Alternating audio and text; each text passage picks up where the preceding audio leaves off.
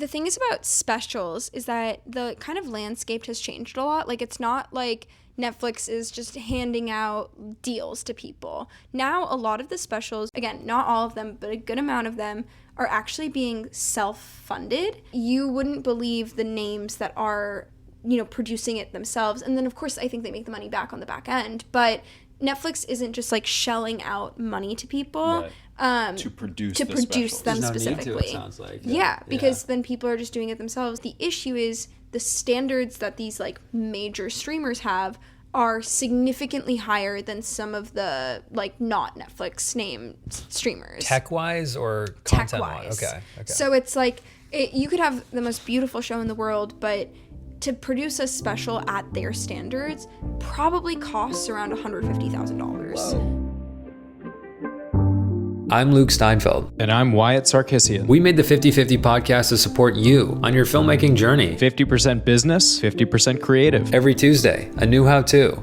This week, comedian Ruby Karp is welcome back onto the pod to discuss her debut stand-up special, I Don't Trust Adults.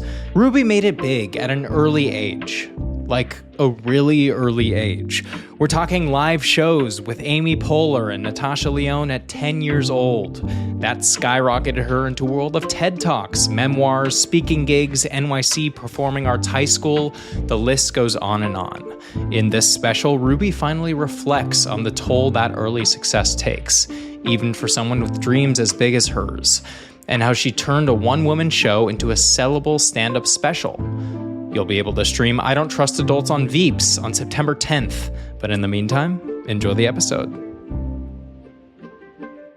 So mine is Kiwi strawberry mango, mango. I'm strawberry shortcake. Have you ever seen the ones that are just like Drool 7? Like they're like with the games on it or something? Yeah. Like they're just like making Oh yeah, they have. Remember the they have whole- a full-on like computer chimney now. smoke. Yeah, I think chimney they're all smoke. touchscreen It's like- now, it's right? not- yeah. Chimney smoke. You can like charge They your count phone stabs. with your Yeah, vape. old Yeah. couch. It's like, whoa. Yeah. You're like, oh, I didn't know What's about that. wild is People dig that. for a time they were like, we're not targeting kids, we promise. Yeah. Right. And it's like, no, you're. No, it's like Yeah. games. Now it's like bubblegum, Yeah. bubblegum pizzazz, you know?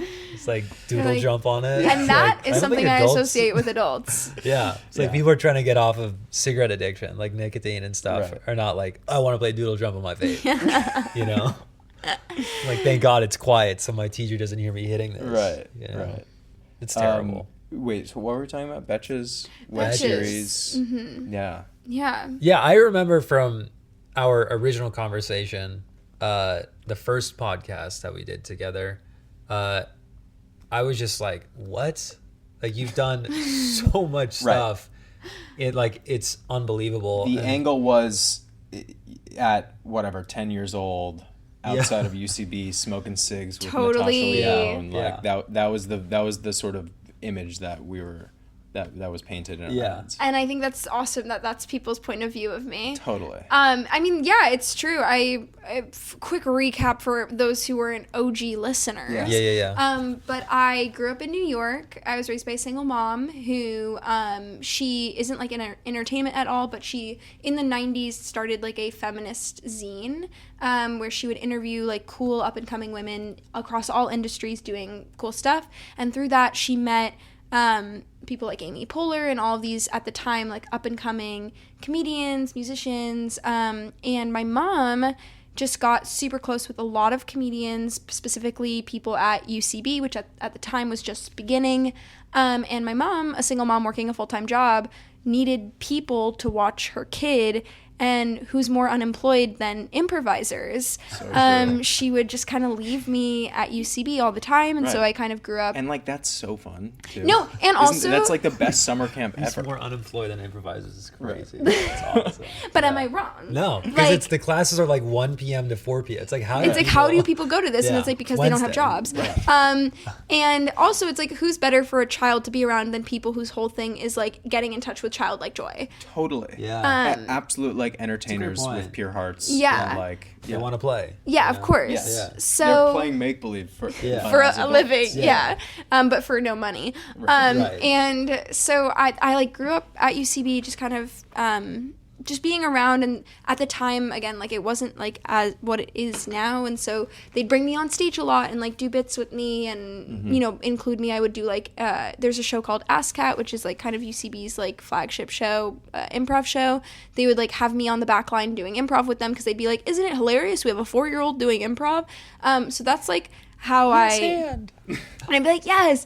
And then when I was 7, Amy Poehler was doing a web series called Smart Girls at the Party, where she would interview like young child women is what you would call them. Yeah, that is sort of log line. Yeah. Yeah. I think the easier way to say that is young girls, but for some reason I was like, I need to specify each So they're category women, but they're women but child version. And I was one of the girls she interviewed. My interview was about feminism. It was me breaking down feminism. And after that she was like, you're ready to do monologues at ASCAT, which is like basically what I think could be best described as like almost like the stand-up that sets up the improv that they do it based off of. Right. Sometimes they'll bring in like a celeb guest or whatever to tell a crazy story. Yeah, and so people would come hoping it'd be like Lena Dunham, and then they'd be like, we have a child. And so like I started doing that when I was 8, and I would do that like maybe twice a year until I turned 11, where I started hosting my own stand-up show at UCB. And at the time I was also, and we'll get into this, but this is like what my solo show's about. I was also randomly like a child activist.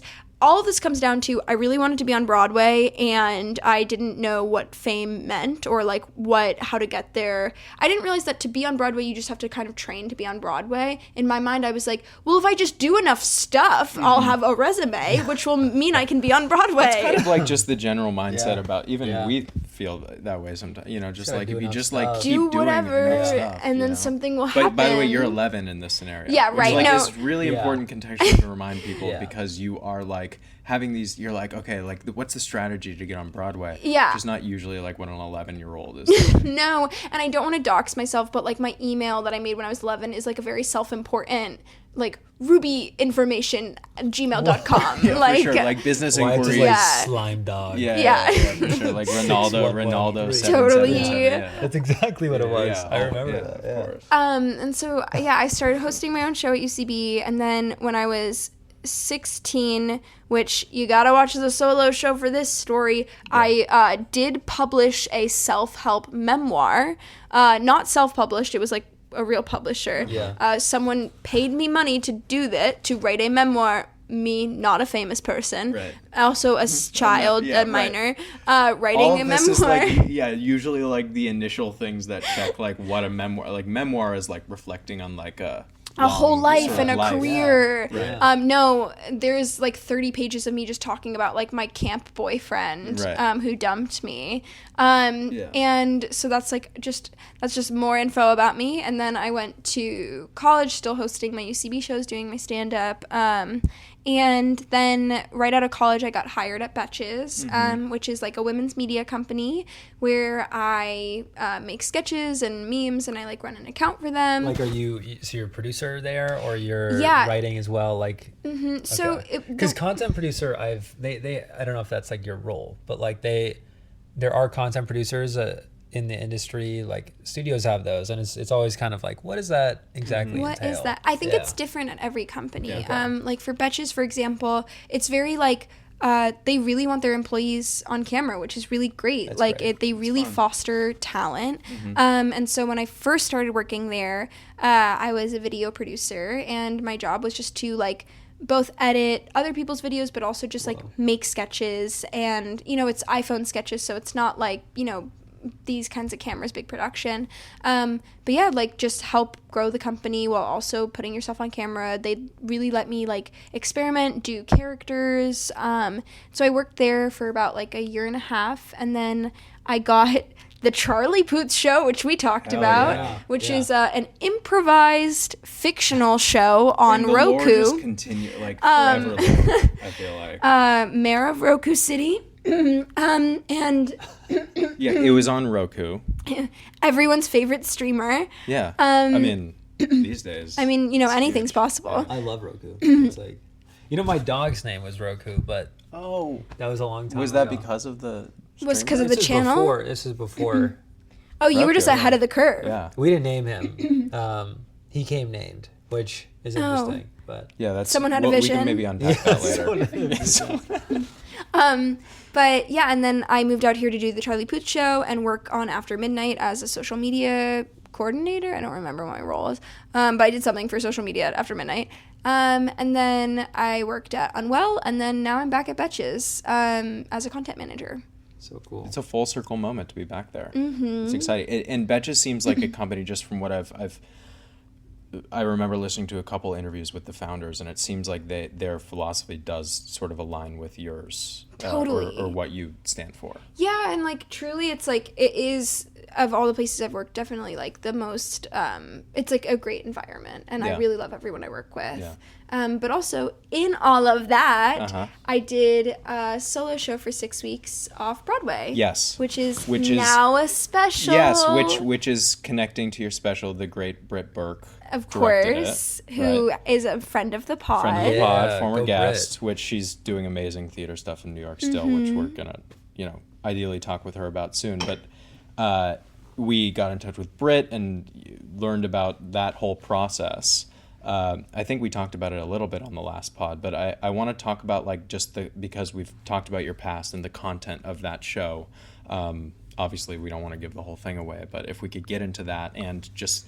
We want to talk about, obviously, 50-50, the business side of what it's like to sell a special and all that, too. So if we want to... Wait, so Yeah. you because I remember the last episode we like really broke down how to throw your own show. A one-person show. You know, Yeah. which was so interesting Totally. and so fun. So now I guess you're on the backside of that. You did it, and you're now like you were pitching or what? Yeah. And was that always the goal? Like, I'm Yeah. curious. So the thing is about specials is that the kind of landscape has changed a lot. Like, it's not like Netflix is just handing out deals to people. Now, a lot of the specials, not all of them, but a lot of specials that you see on streamers, again, not all of them, but a good amount of them, are actually being self-funded and then sold to the streamers. But these streamers have like very high standards. Even from comedians with large followings Yes, that are super yes. popular. Like, you wouldn't believe the names that are, producing it themselves. And then, of course, I think they make the money back on the back end. But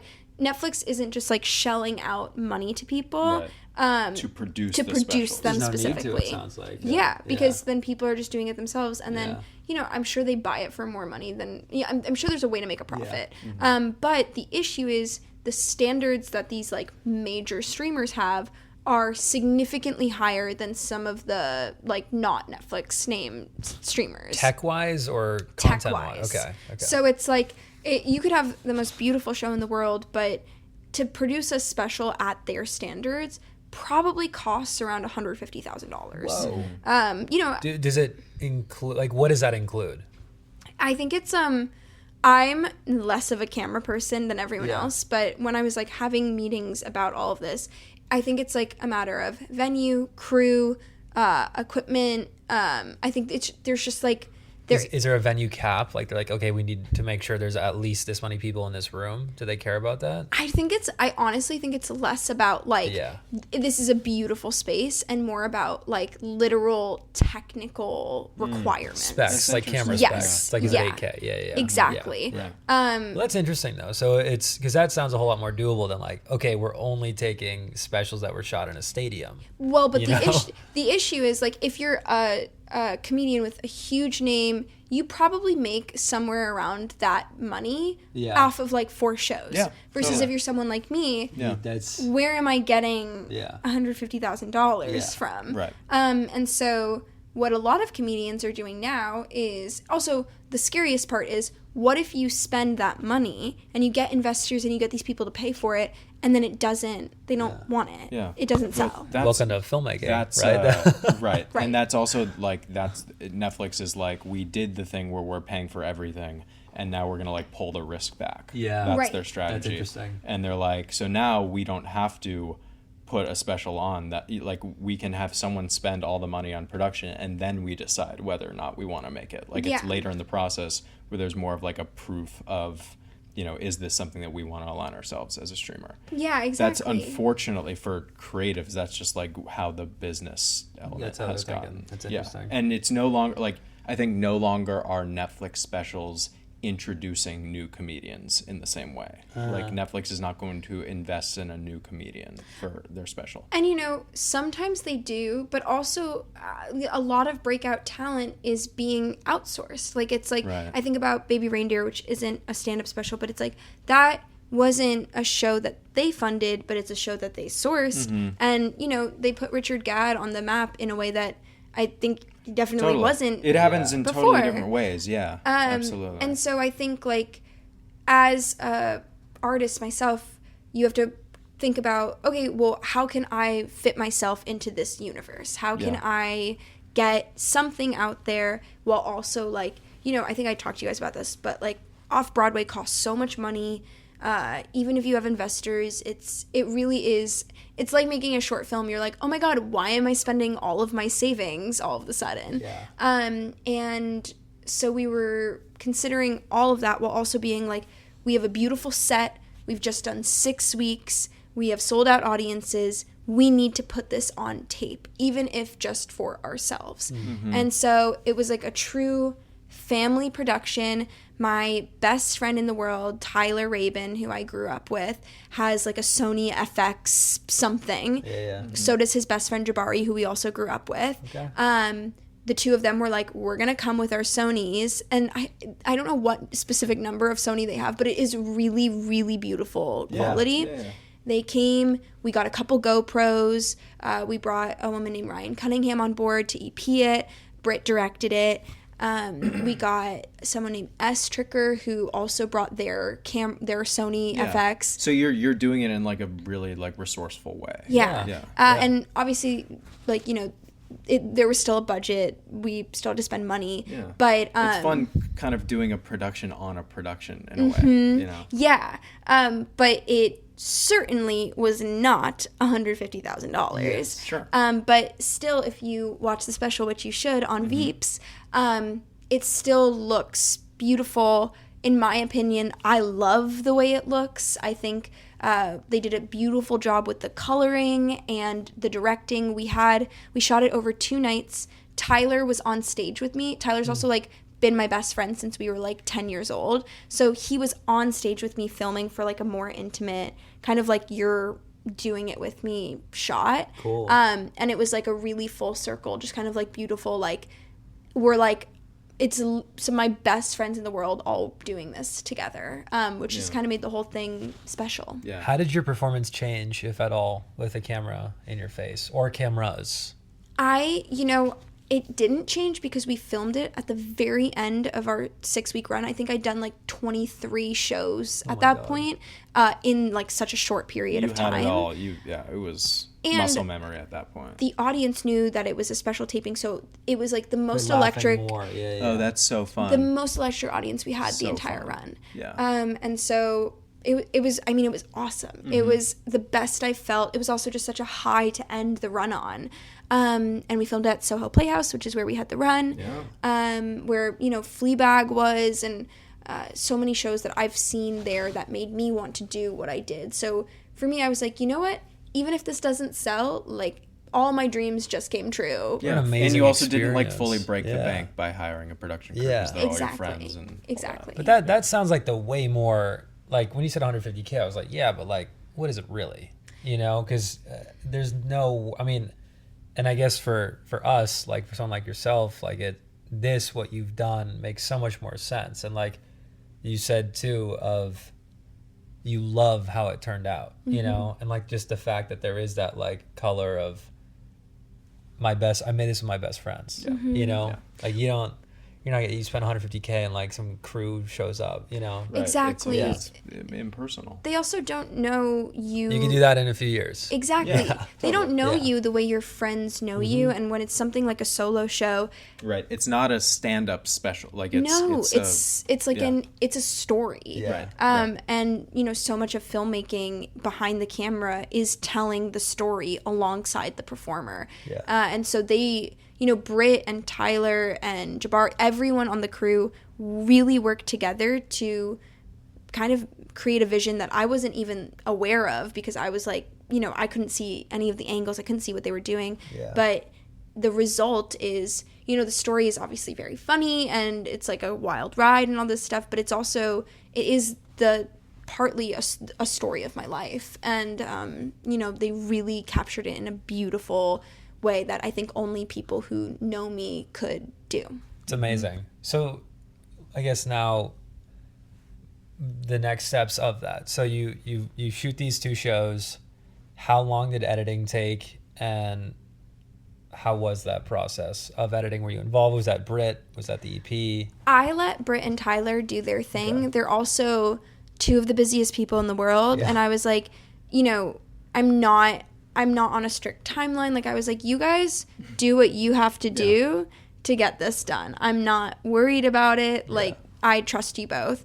Because I also didn't want to be that performer who's like in the edit bay being like, I don't like how my face looks in that shot. Like, totally. I was like, just let it all play out and all come in. I trust Britt's vision. Tyler edited it. I was like, the 2 of you know me so well. I just trust that you guys are gonna kill this, and they did. Where did you learn to have that sense of trust, or you see what I get? Like, did you have an experience in the past where you're like, okay, I will never be like that? Like, what did you ever have a time where you saw a performer or an actor walk into an edit bay and say exactly that? Like, I don't like how my face looks in that. I think, oh my God, did you get an Amber Alert? No, just a phone call. Oh. You're good. Okay, sorry. No, I've actually never had a really terrible experience with a director. It was more that the way that they gave me so much space to run with my side of the project, which was the writing and the performing, I wanted to give them space to run with their side of it, because it was so nice of them to put so much work in for me, and they made the show what it is, that I was just like, I know that whatever you do is going to be great, because like, I'm not directing this for a reason. You're directing this because you're a great director, and I trust you. Yeah. It's unlike other stories about specials that I've heard, because it's very theater oriented. Mm-hmm. Like, it's one person show. You're relying on your director and your collaborators in a different way. Mm-hmm. They play such a different role. I mean, Britt, I've talked about this before, but Britt shaped the entire show. Yeah, right. Before Britt came in, it was good, but Britt made it great. And before, my background is some theater, because I went to LaGuardia famously, which is part of what the special's about. But but I also am like, mostly a stand-up comedy sketch universe background. And Britt is a theater background. And so Britt was like, if we're doing an off-Broadway show, this needs to be a theater piece. There needs to be, not that like you need to go like act out scenes and, do an interpretive dance, but this needs to have you need to connect with the audience and get them invested in you in a way that stand-up doesn't necessarily allow in the same way.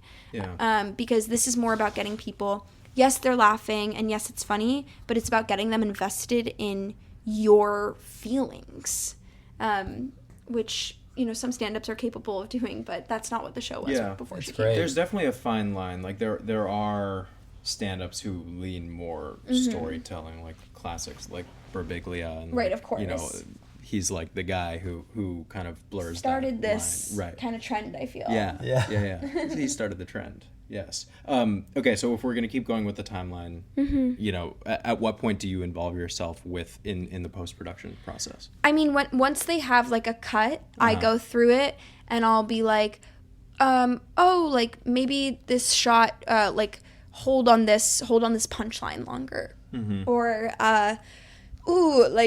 not loving the way I look in this one. But I really tried to not have a crazy amount of notes. I think most of my notes were just like, is there a take with more laughter?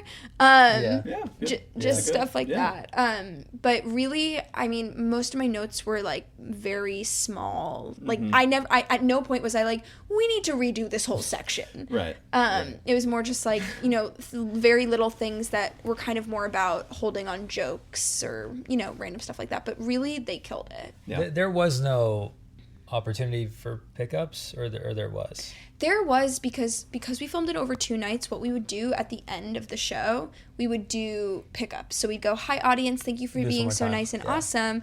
Can you stay seated?" And we're just gonna like pretend that you've never heard these jokes before and do a couple jokes. So, Even better Wow. too. So Ryan, fun. who EP'd it, would throughout the tapings take notes of like, "Ruby, you flubbed this line," or there was like a weird tech thing that happened here. And so at the end of the show, we'd maybe do like 5 to 10 jokes over again. And that's the 2 nights you did both of that. It's really fun. Yeah. Really fun. It honestly, it might have been a longer theater experience for some of the audience members, but I would like to think that it was fun because I don't know, it was like a peek behind the curtain. Oh, that's Yeah. so fun. The first time I saw live a stand-up special taping, I was like, wait, this is so fun. Like, I saw this comedian, and she came out and she was like, no, I don't like that entrance. So she went back. And Yeah, did it. exactly. It's like, it's fun. And you the know? audience loves it. Like, Yeah, you play oh, it. they, Like, yeah, it's so fun. Yeah, and they're on camera, so it's like fun for them Yes, too. and you're seeing this person who's kind of like, you know, like mythologized on stage in a way,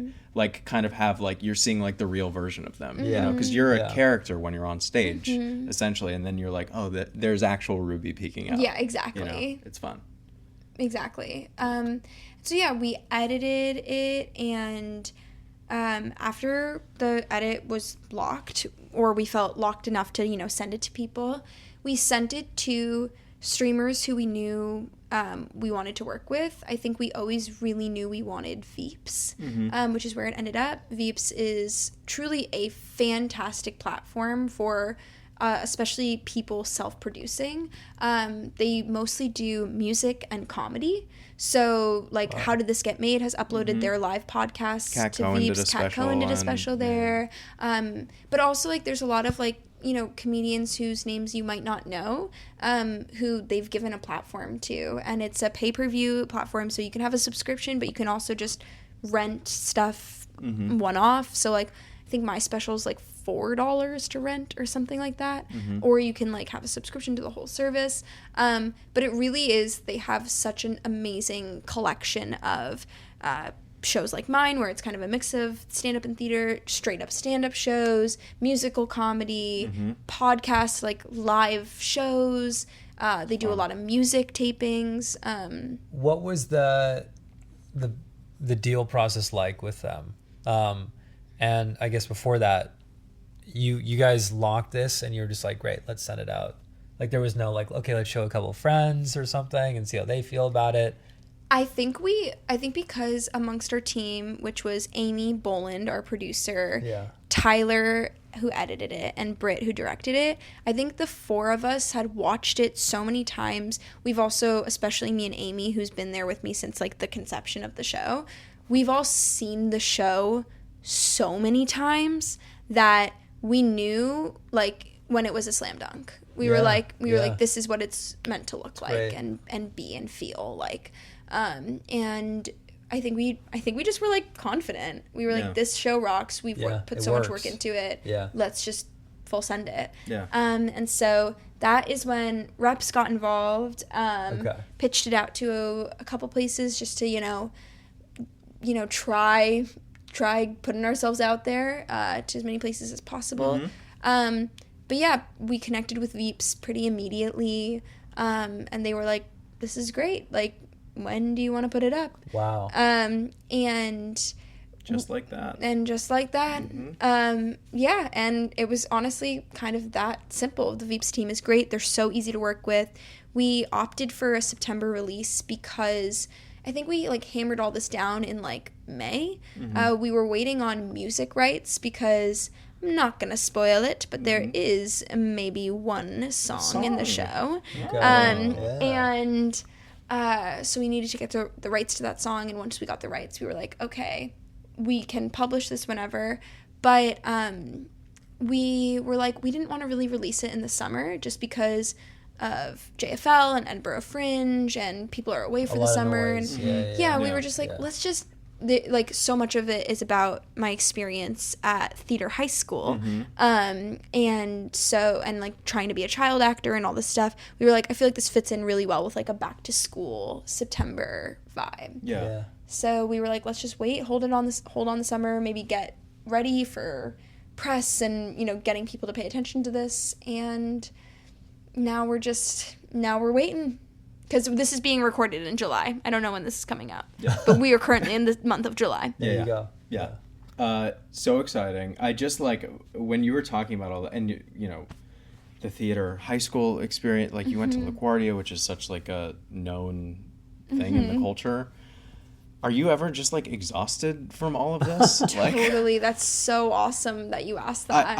I'm feeling exhausted just hearing about, like, not in a bad way, but like hearing about like how ambitious you have been for so long. We'll be right back. I want to play like a scary song from like a horror movie before this, but all the copyright stuff. So I can't. But imagine there's like a scary song playing right now, and it's like, oh, the 50/50 Horror Festival is coming up. You need to submit your short film soon by August 7th. August 7th is the deadline. You have 2 months to submit your short film. You have 2 months, and then after that there's another deadline. Read it here first. Submit now. Submit now if you dare. Now, but for real, we have our horror festival coming up in October. October 18th is the actual day. Get your short in by August 7th if you want to be a part of it. We look forward to viewing your submission on Film Freeway. 50/50 horror. Those are the numbers. 50/50 horror. I think it's so funny because I feel like we've talked about this privately, but everyone who you perceive to be like, wow, they're doing so much on their own is like, I don't do anything and nothing is happening in my life. Right, yeah. I feel like I'm the kind of person where as soon as I do something cool, I'm like, well, that's done. That's done, and now I'm a failure. Back to square one. Yeah, because I have nothing going on, I guess. Nothing's happening. Yeah. We talk about that all the time. Of course. Yeah. And by the way, I guess that's what fuels you. Yeah, exactly. You know? Yeah. And also, like, even, you know, people who have made Oscar-winning features feel that way. They've done nothing. Yeah, you know what I mean? Yeah. I don't think that God. feeling, if you're a driven person, ever goes away. Yeah. Like, it's so funny because you say that, but I'm like, girl, I'm not doing anything with my life. Right. But it's, thank you for saying that. I think that for me, what drives me as a person is like, I feel like, I don't know about you guys, but like my 20s has been very existential. Like I've been very like, I'm only here for a short period of time and my body's only going to function so well for a period of time. And if I'm like, if I'm a storyteller and I'm an artist and I want to change my art with my body and with my age, and I want to take advantage of this specific body and this specific age as much as I can. And I think it doesn't help when the older folks are like, 20s. Yo, 20s are crazy. Yeah, exactly. They suck. And so I think that for me, I'm like, I need to do as much as I can at all times. You are, by the way, like, it's crazy. I mean, it's crazy how much you're doing. You're on teams at UCB. Yeah, I do mod. You're popping up and doing stand-up, right? Sure, yes. That's where we sort of reconnected. Ruby was on Linda, which is How Johnny was that? and BB's. That was awesome. I took a little bit of a break from stand-up. Okay. Just for like a couple months because I'm on a mod team at UCB. And What is that? Mod is a sketch team. So they have like house teams. It's like kind of that's the whole thing. I was like going to continue a sentence and I was like, actually that's the end of the sentence. Yeah. So you're on a team at UCB. Seeing you at Linda was awesome because genuinely, if I did not know you, I would be like, this girl's crazy. Regardless of what she says right now, you were so comfortable on stage. Thank you you. were so, I was like, this is someone who's been been doing this for a long time. That's like why I don't mind taking breaks from stand up, because I'm like, girl, I've been here since I was 11. Like, we don't need to be. And if there's a moment where something doesn't land, you will acknowledge it and say exactly what the audience is thinking. Like, it's so strategic and good. Thank you. Yeah. Lately I'm trying a lot of new jokes these days, and I've been doing a lot of, oh wow, this is not relatable to anyone at all. I thought we'd all had this experience. Right. Totally, And, yes. yeah, people love that. They love that sort of tone. I think people love when you acknowledge, I mean, I guess that's what stand-up is, but they love when you acknowledge the thing that we're all thinking. But it's hard to be present in that sense because you're so worried about what you're saying in the material. Mm-hmm. Yeah, especially when you're trying new stuff and you're like, you know, you don't want to look at your phone, but you want to remember your punchline that you worked so hard to perfectly craft. Right. But yeah, I mean, Maud makes me so happy, and I run an improv show at the Lyric, and so I was doing a lot of sketch and improv that I was just like, there's like, when you're in What? there's like unlimited things you can do. Well, it's just so there's fun. all these like fun little venues that you can kind of just like. I mean, my improv show can never be monetized because it's called Shadowcast Improv, so I edit movies down to an hour, and then we do the movie, like we do an improvised version of the movie as it plays. Right, it's like a Rocky Horror thing. Yeah. So Oh, like the cool. audience gets like chants, things to yell at us and throw at us. What movies are you? We've done Wicked, we've done Hunger Games, High School Musical, The hits. the hits, of By the way, course. the hits. Pitch Perfect. Yeah. People How like do that you one. just like rip these from the internet? Yeah, and I then rip them from the so then internet. you take like an hour off?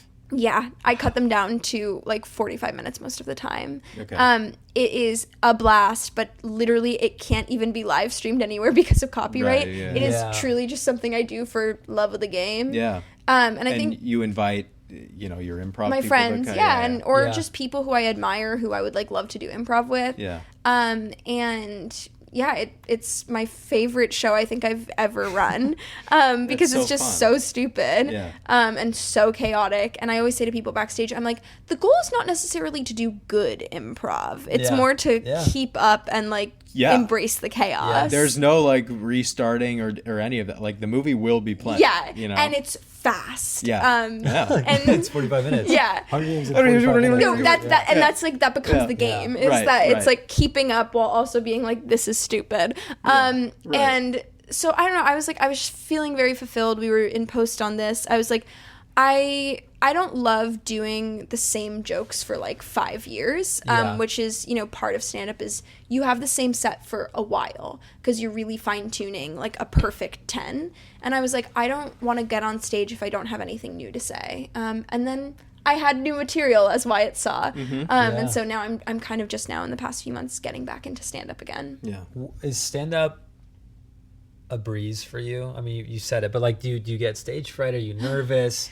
Definitely not stage fright. I think stand-up for me, when I was a kid, I was like, I'm going to have a stand-up Netflix special one day, and I'm going to be a serious stand-up comedian, and that's And my also on future. Broadway, though. And also on Broadway, by the way. And also... Visiting your parents, like, what? Well, also, like, I think I told you guys this, but, like, I gave a TED Talk when I was 12, which is Right. also Yeah, in yeah. the special. Is your mom just like how What happened? My mom just kind of hangs out. Like, my Yeah. mom, when I, like, was, like, approached by agents when I was a kid, my mom was like, absolutely not. Like, my mom did what she could. Right. Yeah. She had some framework. To be Because- like, maybe no. Yeah. Yeah. Like, she was always like, I don't want you to be like a child star, even though you clearly want that. Yeah, that's It was like- clearly you were very vocal about wanting to be. It was kind of like an opposite child star momager situation. Like, I felt like I was the momager, and my mom was like trying It's to like, let's take be the like, breaks. Yeah. maybe go to school. And yeah, the reason I went to college is because my mom didn't graduate college, and then in her 50s got laid off and had a really, really hard time finding a job because no one wanted to hire like a 50-year-old woman without a college degree. And my mom and I got our degrees at the same time because we were just like, I love that. we were like, one, fuck ageism, but also my mom was like, I want you to not have to experience that. And, you can always experience ageism, but, she was like, I think it's important that you have this experience. Yeah. And so I did. I went to college. She must be so proud of you now. Well, we're best friends. Right. Single mom, So only you guys child. live right next to each other. You're Yeah. like, yeah, We're kind of like Gilmore Girls, but like cool New York vibe. for sure. But like currently in LA. But also currently living in LA because it's cheaper. Yeah, she's like, I mean, she's the best. And also I wouldn't be able to do, she's the first person I send everything to. Right. All my features, all my stand-up sets, like I bounce everything off of her, which is so funny because she's not in the arts, but she is a writer. Yeah. She published her first YA novel a few years ago. Wow. Yep. That's awesome. No, she's epic. She's just like us. She works a day job and then she works on her passion projects on the side. That's awesome. How did she feel about this special? I mean, she loves it. Yeah. She's sure she saw punchline in a it. lot of it. Yeah, and she saw every iteration of it. But so much of it is about my childhood, growing up at UCB, growing up around all of these the show is called I Don't Trust Adults. And so I go through the 6 adults who made me fundamentally not trust adults. And so, of course, she knows every single adult in the show. Are these teachers? So it's improv people. Totally. Yeah. It is, I'd say it's 2 teachers at my theater school, because if you've been to theater school, you know that there is always something weird and illegal going on. Yeah. Or borderline illegal. A comedian, a journalist, and then the thing is, there's 2 others. I don't remember. Yeah, whatever. We're on a couch. Find it out. Go watch. Yeah. And so my mom. You're not supposed to remember when you're sitting on a couch. No, you can't. When you're on a couch, you're just like, I'm on a couch right now. Nothing else is real. You're so relaxing. You get relaxed and then you're like, I've never done anything in my life. Yeah, totally. But yeah, she is, both a punchline and also like a rock throughout the show.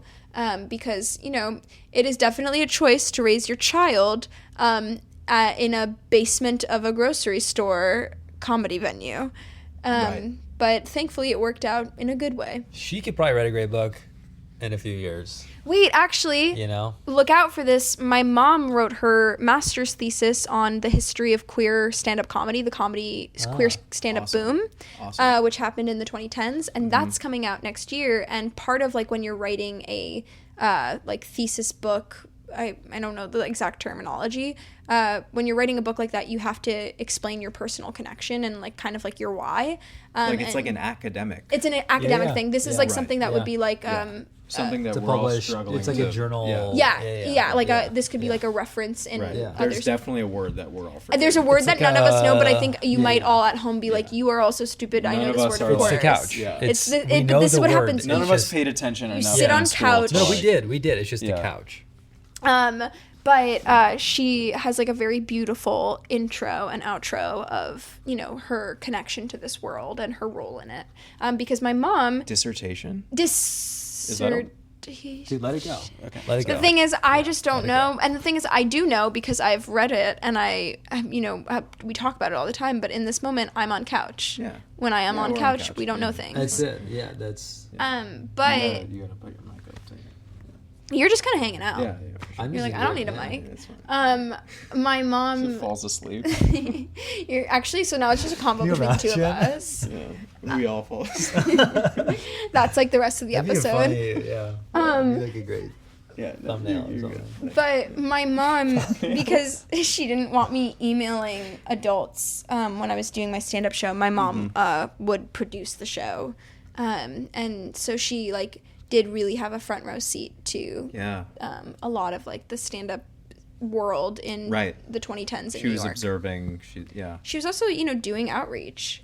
Who are the pillars of the 2010s queer stand-up scene? I mean, at the time, these were all up-and-comers. Right. And would that be also considered like alt comedy? Yes, that's Okay, definitely right.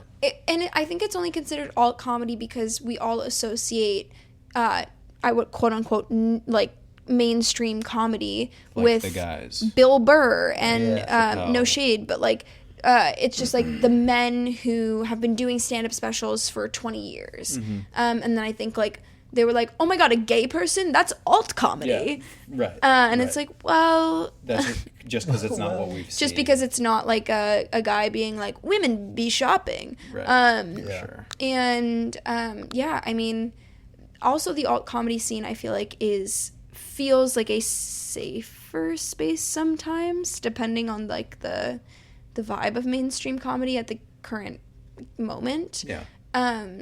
That I've always felt more at home at, like, in the alt comedy scene than anything, even though my sets are like pretty straight up stand up. Right. There's a lot of alt comedy that's like marketed as alt comedy, but it's just like great stand up. Yeah. Yeah, exactly. Yeah. It's just kind of someone who's like not an incel. Right. And yeah. Cool. Yeah. Well, I guess returning back to is VEEPS? They're called VEEPS. VEEPS, yeah. It's like another drop. It's kind of like Dropout. Yeah. Yeah. Can you talk about like the actual, like those conversations and what pitching looked like? Was it really just you sent them the final cut and they're like, great? Yeah. Okay. That's amazing. Truly, Yeah. not more to that than that. We worked on it for like almost a year. Yeah. And then we emailed it over, and they called my agent and were like, "We love it. We want it. Let's get into a deal. Let's get into it." Let's do and then you know, of course, Yeah. contract and terms and all that Yeah. stuff. But in terms of like the actual yes, like It was quick. it was quick. So with your management, with your representation or your agent, like you said, when something like this happens, is it, I mean, because momentum is so much, right? Where it's like, oh, we just did this thing, like how can we kind of parlay this for the next thing? And marketing too. And marketing, I was gonna absolutely. ask about that. Yeah. Like what, was there a plan? You mentioned the potential for like PR and stuff coming, you know, to build to the release in September, but like, where's your head at now? I know you mentioned, you know, White asked about being a little bit exhausted or just tired in general, but like, are you like, okay, I'm going to take a vacation for a couple weeks and come back and Never. like never take a vacation? So you're not going to do that, but like, Well, I mean, we Yeah. were just saying I'm feeling Hopefully. ambitious, and I'm like, I need to send myself to a place where I That's don't true. speak the same language and be alone for a week. that's Yeah. true. But Yeah. I guess where's your mindset? Yeah. sort of leading Where's up your to mind this? and in conversation with representation as well? Just hearing Yeah. what that's like. what it's like having, Yeah. Post having a deal like go through, you know? I mean, love my reps, shout out my reps. I think for me, I think a lot of people don't understand how much of everything we see is people with amazing budgets for PR reps specifically. Yeah. PR costs between $3,000 to $10,000 a month, and normally, if you're doing like some sort of press campaign, you're doing at least 3 months of a contract with the PR person. And if you're, again, someone like me who really is like being scrappy about it, and you don't have like big investors. Right. If you're doing something with like Amazon, then they hire they the pay PR. for it. Yeah, of course. Exactly. But when you're going, you know, fully independent in the way that we are, we don't have that kind of money. So you got to do it in other ways. Yeah, Get and crafty. but the thing is, I think PR has changed. I think that, mind you, of course, it would be amazing to get a publicist, but I also think that, especially like, I work in social media, we're in a different age of like what can get people to watch something or what can get people like to know of you. Yeah. Half of it is like, you know, man on the street interviews and working at these media companies and doing your friends' podcasts who like have people who actually listen to them. Yeah. And, you know, obviously it's like a cool Instagram post to be able to be like, this really big like newspaper wrote about me. But I honestly find that more eyes are actually on the digital. Me clipping up the special and hoping that something, you know, goes viral. Kind of just like really leaning in. It's true. To digital marketing, which thankfully is You have so much the experience industry I work in. Yeah. And so that's kind of where my mind is at, is like, how do I be a one-man publicist? Yeah. And that's the journey I'm currently on. Yeah. Wow. One of our many filmmakers, but her name is Kate Saltel. She, yeah. if you know Kate, she had a film at our last comedy festival called Headshot, and she decided to before posting the short film straight to Instagram. It's a 10-minute short film.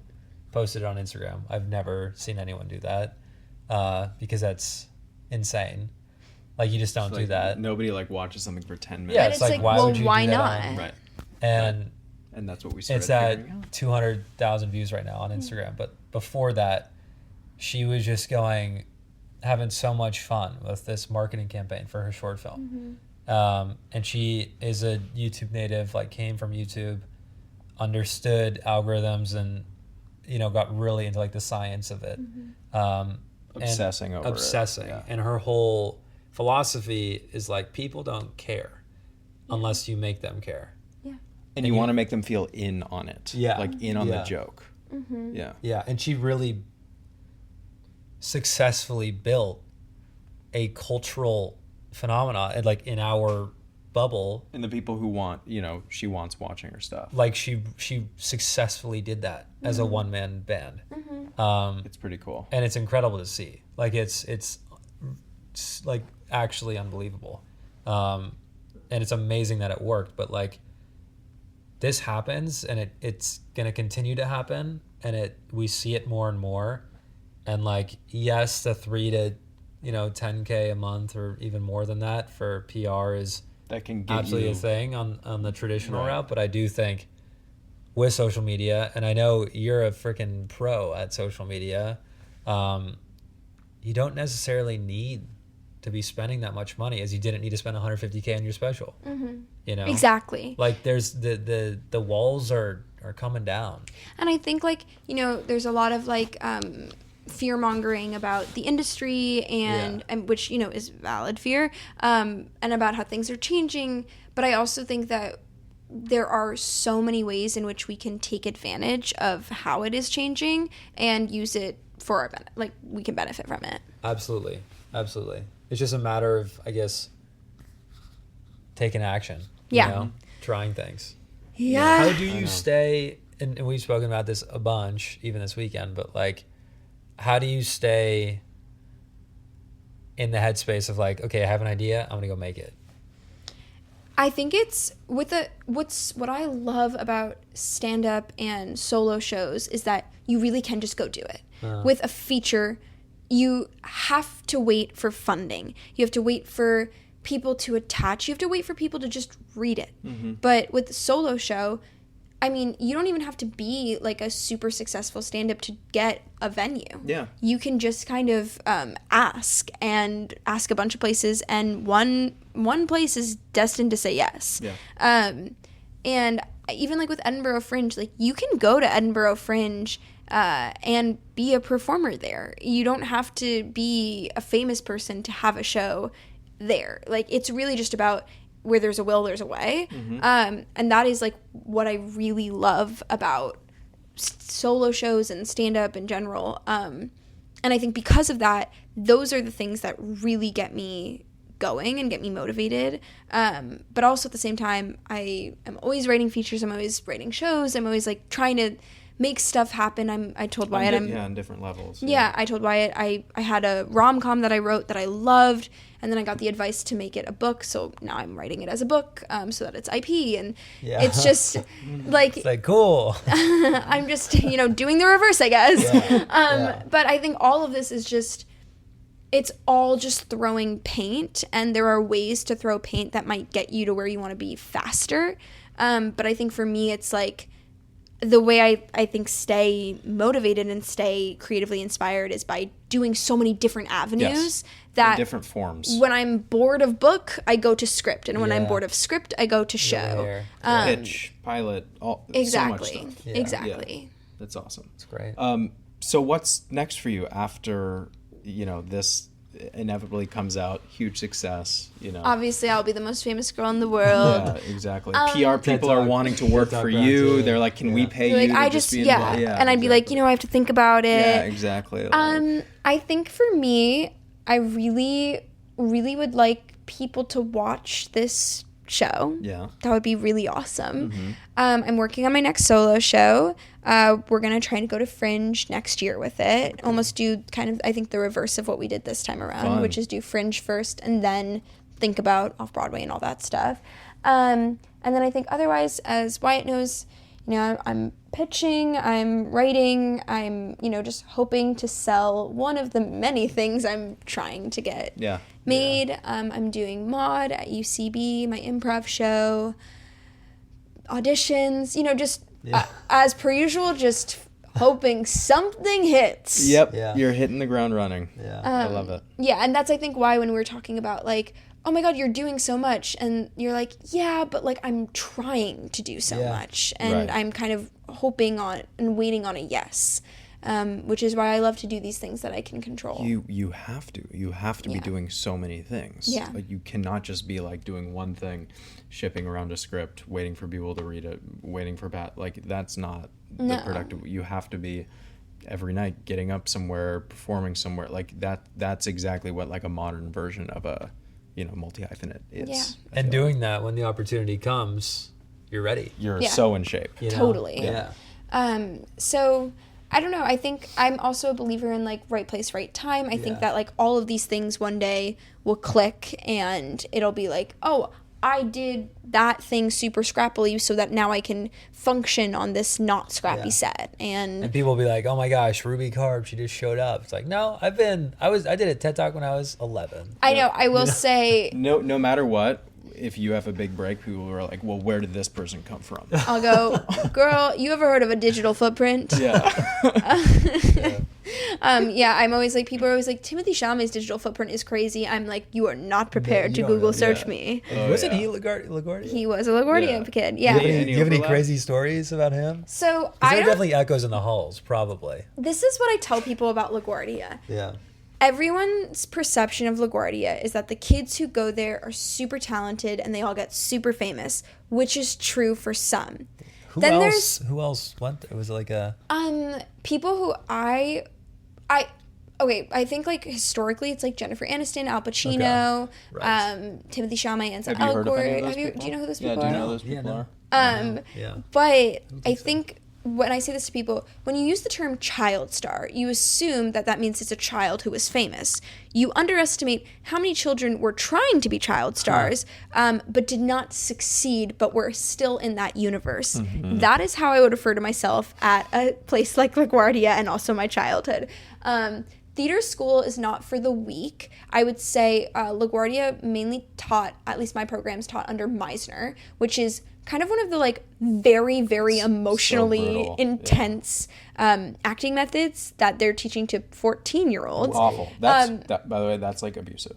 That's awful. So, my freshman year of high school, my teacher would be like, go into the hallway and imagine you're watching your mom get hit by a car, then come in and do the scene. Yeah. And I would be like, yes, of course, I can do that. I love my life. And then also at theater schools and theater camps, there are no boundaries because there's not really lines, because it's emotional. It's about your teacher being like, use your trauma to access your emotion in this scene. Totally. And so because of that, there's a lot of just weird gray area stuff that is able to occur because of that. And I think that's a lot of what I explore in the show is...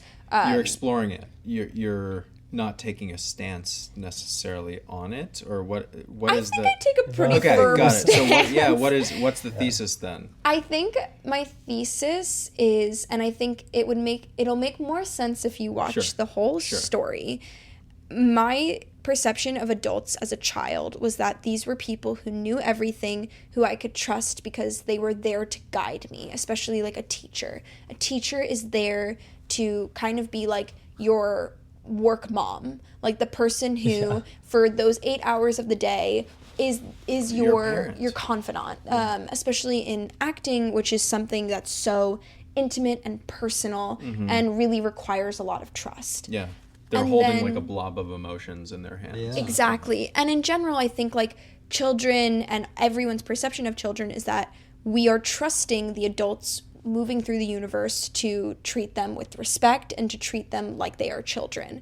But we're in a society right now, and I explain this in the show, like, I was, like, in 2010, I was 10. That is, like, right around the time where, like, Greta Thunberg popped on the scene, and we started really idolizing.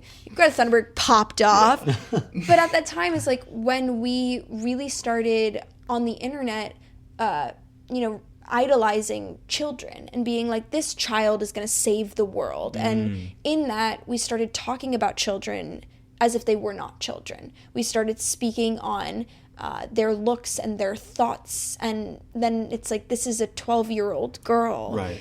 They're like adults who are more impressive because of their age. Yes, and this gets even in our 20s, like, well, she's 25 and she's done all of this, which makes her so much more impressive than a 30-year-old who's done all of that. Even though they've done the same things. Right. And I think a big thesis of the show is, when I became an adult myself, I, like, reflected on my childhood, because I couldn't stop thinking about high school, and I couldn't stop thinking about my childhood, even though, like, so much of, my experiences at UCB were so positive. I was like, why has everyone moved on and I haven't? And I think it's because I was grappling with realizing that I shouldn't have trusted these adults, and that adults be moving weird with children. And just, I don't know, how we really need to treat children with kindness and treat them like they're kids, while also respecting that they are people with thoughts and feelings. Just a little bit shorter. Yeah, exactly. They're just, they're just tinier, but also they just, I don't know, I feel like when we've all been 16, and there's nothing more emotionally intense than being a 16-year-old girl. Yes, and and those people who are tapped into your emotions, who are adults, are so powerful. Exactly. Yeah. And so I guess, like, with the great power comes great responsibility. Yeah. Well, this is a world that I'm sure you told one of many stories that could be told in your solo show. 100%. And I'm sure it seems like there's so much more to mine from these experiences. 100%. And we can all relate to it in a specific way. I mean, maybe more directly, people who did theater. Like, I remember doing theater in high school, and, like, sometimes the stuff that theater directors and theater teachers would ask kids are like, if this was any other context, this would be so inappropriate. Whoa. Exactly. Yeah, completely. I had teachers at my school, I don't talk about this in the show, but, like, there were teachers who would be like, you need to act sexier in this scene, and, like, you need to seduce them in this scene. And it's okay because you're playing a character. Yeah. It's like... Exactly, and it's like, it's what I mean about language of, I guess this is okay because you're not, like, physically touching me, but this is still inappropriate. And especially as an adult thinking about that, I'm like, that's weird. Mm-hmm. And yeah, I think part of the show is, not me, part of the show is not me necessarily being like, at no point am I like, feel bad for me. It's more that it's, I think, let's all reframe how we view children as adults, and also how we think about some of the adults we interacted with. Yeah. You're 25. You're fine. You have processed all of this. Mm-hmm. Let's look back at it together. Yeah, exactly. No, I was very cautious of being like, this is not me airing out trauma. Like, I don't want you to feel bad for me by the end of this show. I'm not like screaming. Like, right. This is a show. This is a comedy show. Yep. Right. Just with a thesis and a story. Yeah. I love that. Yeah. Yeah. I'm excited to see it. Yeah, really, Very, really excited to see it. You guys are invited to the premiere, of course. Are you doing a... We're going to try and do a screening on September 10th. So mark your calendars. Fantastic. September 10th. Great. Well, thank you for coming on. Thank you so much for having me. Wait, we got to ask the last question. Ask the Oh, you're getting totally. there. Oh, my God. He's leading into it, Luke. I so bought that. I was like, whoa. It's He's fun. An actor. It's fun to talk to you a second time. Mm-hmm. And I feel like you could come on in another year, and we would have a full other thing to talk about. God you know? willing. Or maybe you'll be in Edinburgh then. You know. You probably you will be. But we do ask one final question, which is kind of funny because we did ask you this question, I believe, the first time. Yeah. But it's fun to compare the two and see how they've changed. And it's an intentionally vague question. What is the dream for you? Totally. And the thing is, I have no memory of anything I ever say on a podcast, so I might say the exact same thing. And that would be kind of fun. And I actually think I know exactly what I said because I was about to say it. So I think I'm going to guess last time I said to be able to be employed doing art. I think for me, the goal has never been notoriety per se, but more so just the ability to financially support myself while doing the things I want to do. And so I guess that is still true. But I also think that the dream is to do everything. I think I like doing everything, and I want to do everything. I want to get a show made. I want to direct and write and star in my own features. I want to publish books. I want to keep doing stand-up and improv and sketch, and just kind of get as much as I possibly can out of all of these worlds I like to live in. I love that. I think more people should be saying unapologetically that they want to do everything. I love that. Right? Yeah, absolutely. We need more of that. And the people who do it are so fucking cool. Like Miranda July is like probably, I think, whose career I'd like to That is mimic. really cool. I love that. And yeah, I'm like, I don't know. I think I just think of so many different artists who do so many different things, and I think we have a real habit as a society of like boxing people into the thing that we know them best for. Yeah, for better or for worse. But I think it's like that's not fun. And also as a creative, it's like I'm not in it because I'm like I want everyone to know me as an actress. I'm like I'm doing this because like I love doing this. Totally. Yeah. We need more mess, you know. Yeah. It's more, really hard. It's a very difficult thing though, because like you said, you know, the boxes are a real thing, and it's like, and it helps people who make things happen contextualize and understand people. and you, it's like, okay, I want to be a director, I guess, but I also want to do all this other stuff, but like you have to start with this and then you can get there. It's like, well, you're proving that you don't have to do that, you know. You do it all. You really can. Thank you. I think a lot about Timothée Chalamet's SAG speech where he was like, I want to be one of the greats, and everyone was like, why would you say that? And I'm kind of like, I don't know, like I think people should be more unapologetically just like I love like I'm like loved that speech. Just like be honest. Like I want to be awesome. I want to like be good at my art. Like I want to be creative. Like I'm like, what's wrong with that? I mean, unapologetic output. Yeah. Whatever it is, like just working those muscles. You got to give us one Timmy story. Okay. Yeah. So what's the lore? Because I have my entered- NYU Timmy lore, as we all know. You know. As we all know, no, we Yeah, don't. we don't know. No. Keep going. Oh, Keep going. he's like, I don't want that clipped. Yeah, we'll link it in the description. The thing is, all. I entered the school as a freshman when he graduated. Okay. So like we missed each other. We missed each other. Okay. I missed being in the school at the He's same like, time as him. "Fuck, like, He's like, Ruby's Ruby was coming so in." Yeah. awesome. I would have been so nice to her. So I missed him. But what I will say of what I know is that when I was at the school, he would come every single year to talk to the seniors.